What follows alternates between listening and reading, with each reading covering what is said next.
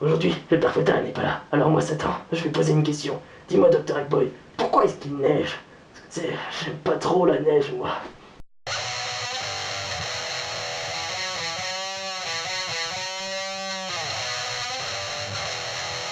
Je vais t'expliquer pourquoi il neige, Satan. Tout d'abord, qu'est-ce que la neige?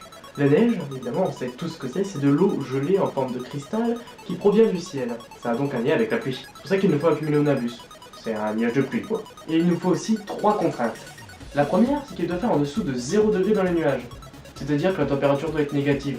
Pour que l'eau, les vapeurs d'eau dans le nuage, se collent sur des petites poussières qu'il y a dans les nuages, et qu'elles gèlent pour former après des cristaux qui vont former, des flocons qui vont grossir, et ils vont, à un moment ils vont être tellement lourds qu'ils vont tomber du nuage, comme de la pluie quoi. La deuxième, c'est qu'il faut qu'il fasse en dessous de 0 degré jusqu'au sol. Sinon, le flocon, en passant par les masses d'air chaude, donc de l'air qui est au-dessus de 0 degré, le flocon va fondre et va se transformer en eau, ce qu'on appelle une pluie verglaçante. Le problème, c'est que ça va tomber tellement vite que ça ne pourra pas regeler après. La troisième, c'est qu'il faut que le sol soit froid et humide, parce que sinon, la neige ne tient pas. D'ailleurs, c'est ce que les parents préfèrent, parce que lorsque la neige ne tient pas, elle est souvent très facile à retirer de la route avec un petit peu de sel ou du sable, et les parents peuvent circuler en toute sécurité. Évidemment, les enfants préfèrent quand elle tient. Évidemment, moi aussi, on peut faire des boules de neige, de la luge, des bonhommes de neige même. Petite note, entre 0 et 1 degré, c'est là que les flocons sont les plus gros. En parlant de flocons, leur taille et leur forme varient en fonction de l'humidité ou de la température. S'il fait chaud, entre 0 et 1 degré, ça va former des flocons qu'on appelle des plaquettes, c'est-à-dire des flocons hexagonales, de 6 côtés, qui vont être tout plats. Si c'est un peu plus chaud, entre moins 5 et 0 degré en général, ça forme les flocons dits classiques, des flocons à 6 branches, quoi, on connaît tous.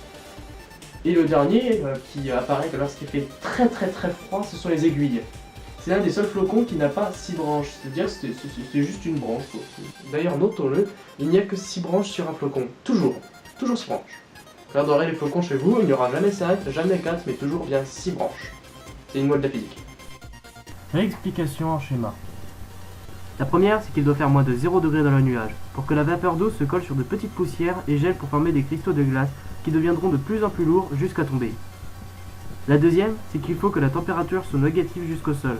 Si elle passe par une masse d'air dont la température est positive, elle fond et forme alors ce qu'on appelle une pluie verglaçante. La troisième est qu'il faut que le sol soit froid et humide, sinon la neige ne tient pas. Voilà, j'espère que cette vidéo vous aura plu et vous aura appris des choses évidemment, principales. Donc n'hésitez pas à vous abonner à ma chaîne YouTube et à aimer ma page Facebook. Scientifiquement, c'est Dr. Eggboy.